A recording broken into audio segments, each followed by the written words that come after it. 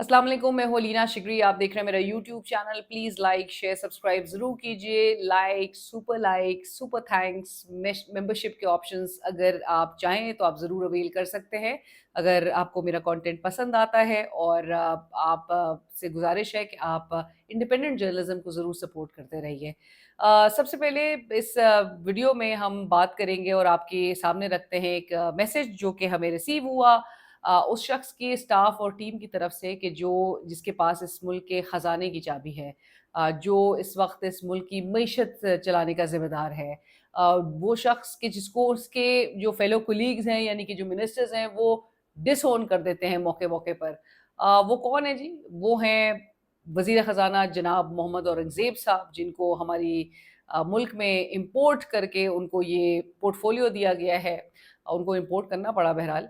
औरंगज़ेब साहब की इंटरव्यू के लिए हमने बड़ी रिक्वेस्ट दी, बड़े महीनों से हम रिक्वेस्ट कर रहे हैं, अब मुस्बत कोई जवाब नहीं आता। बजट के अराउंड किया है, कुछ मखसूस बस वो चैनल्स उन्होंने मार्क किए हुए हैं, या जिस तरह से लोग कहते हैं कि इनको बताया जाता है कि आपने किधर जाना है। इन्होंने कुछ लोगों को मार्क किया हुआ है और सिर्फ उनके चंद जो हैंडफुल ऑफ एंकर्स हैं, उनको इंटरव्यू दिया जाता है। अब बहरहाल हमने जो एक प्रोसेस है उसको फॉलो करते हुए हमने अ, उनको रिक्वेस्ट भेजी, एक फॉर्मल रिक्वेस्ट उनकी टीम के साथ शेयर की। और जी उसके बाद कोई उस तरह से मुस्बत जवाब नहीं आया। बजट से पहले की, बजट के बाद भी की।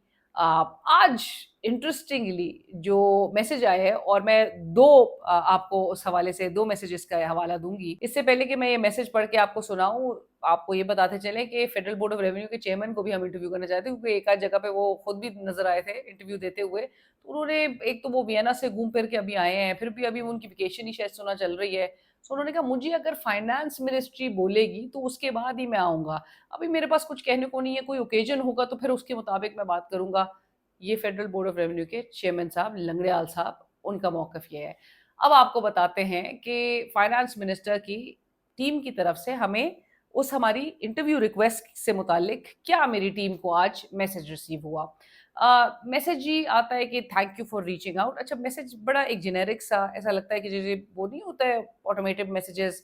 सो ऑटो पे आपने छोड़ दिया हो, हर किसी को वही मैसेजेस जो है वो जा रहे हों। जब आप किसी को मैसेज करते हैं और उसके बाद एक रिस्पॉन्स आ जाता है, thank you so much for your message, we will get back to you shortly. इस किस्म का मैसेजेस इन्होंने भी शायद उसी तरह से एक जो स्ट्रैटेजी है वो अडॉप्ट की हुई है, ताकि हर किसी को जवाब ना देना पड़े, हर किसी को एक ही जैसा मैसेज भेज दो। मैसेज था जी, as you know we were please to facilitate the finance ministers interview with your channel. हमारे चैनल को बहरहाल इंटरव्यू नहीं मिला, लेकिन ये सबको, तमाम को उन्होंने सेंड ऑल वाला एक मोड में डाल दिया है। सो ड्यूरिंग द बजट, उन्होंने कहा we were please to facilitate, जैसा कि आप जानते हैं कि हम फाइनेंस मिनिस्टर के जो इंटरव्यू है आपके चैनल के साथ हमने बजट पीरियड के दौरान करवाया था, as part of the series of media engagements plan for the occasion, budget से मुतालिक, सिर्फ बजट के आसपास।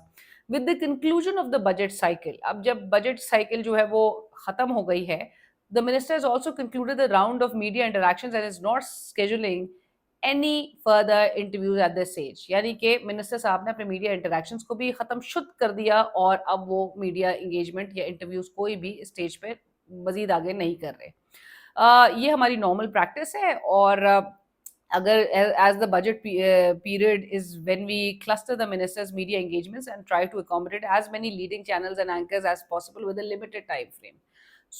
ये जी incorporate कर लीजिए।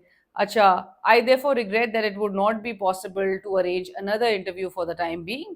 Whenever the next appropriate occasion arises and the minister decides to undertake another round of media engagements, we will certainly remain in touch and inshallah will be happy to consider your request। Thank you once again for your understanding and continued cooperation।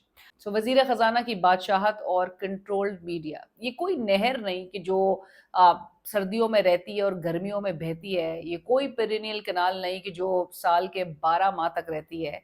ये एक seasonal कनाल है कि जब वजीर खजाना समझेंगे, जब उनको लगेगा कि it is the right occasion, तब वो अपने मखसूस कुछ चैनल्स को, उनके लिए वो विंडो खोलेंगे, और उसके बाद वो इंटरव्यूज़ के लिए स्क्रीन्स पे आपको नज़र आएंगे।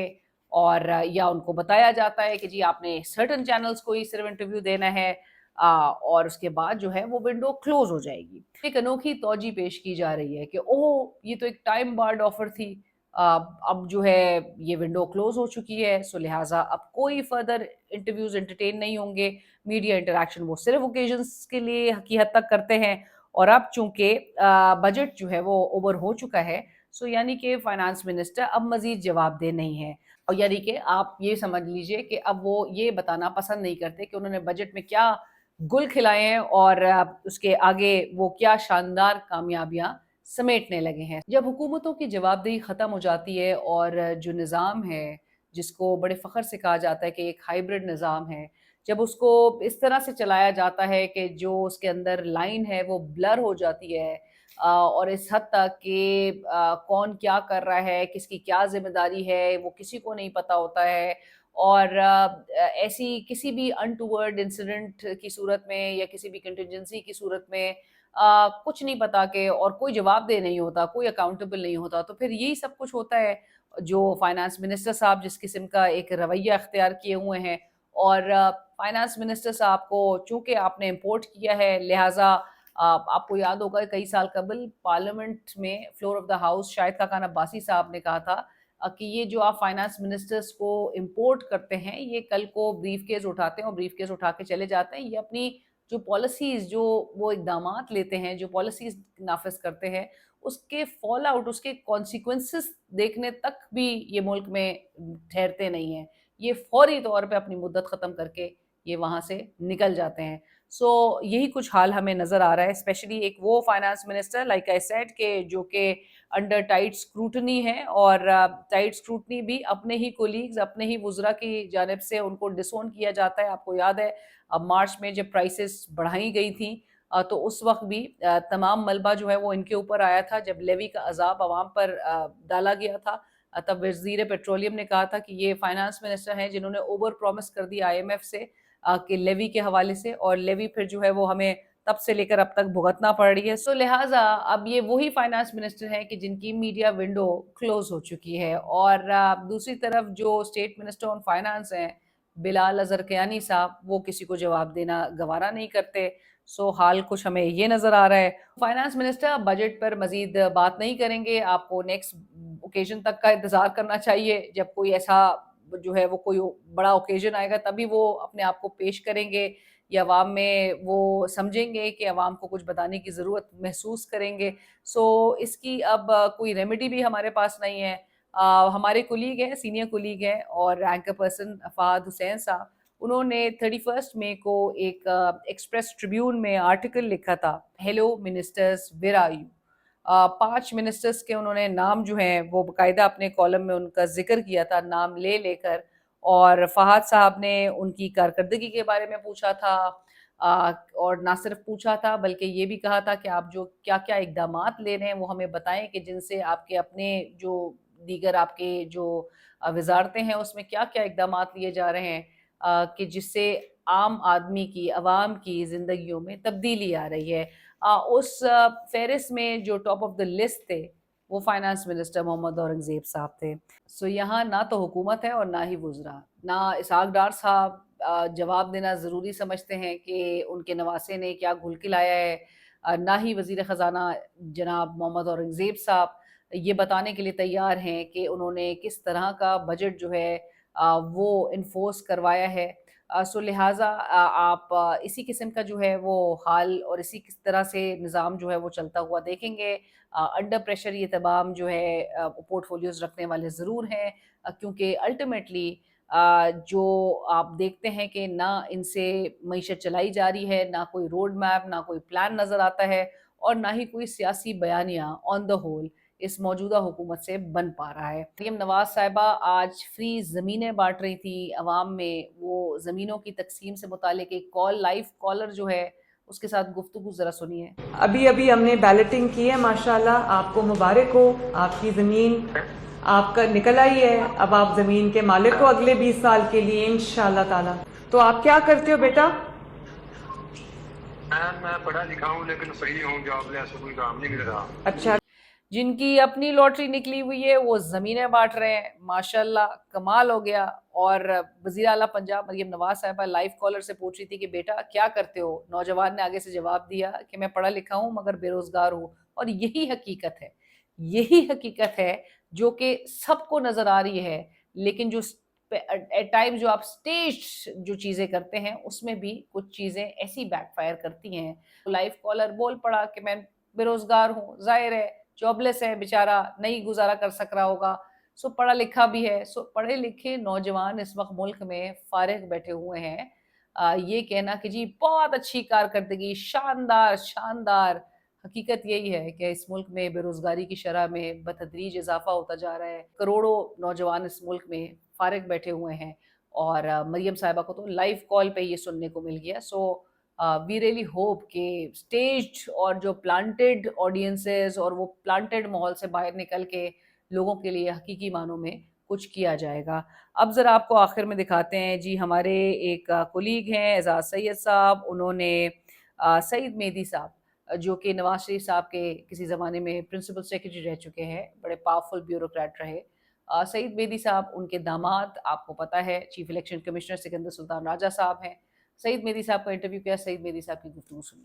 آپ کے بچے بھی بیوروکریٹ ہیں، آپ کے بیٹے ایک فیڈرل سیکرٹری ہیں، آپ کی بیٹی بڑی اچھی جگہ پہ ہیں، آپ کے داماد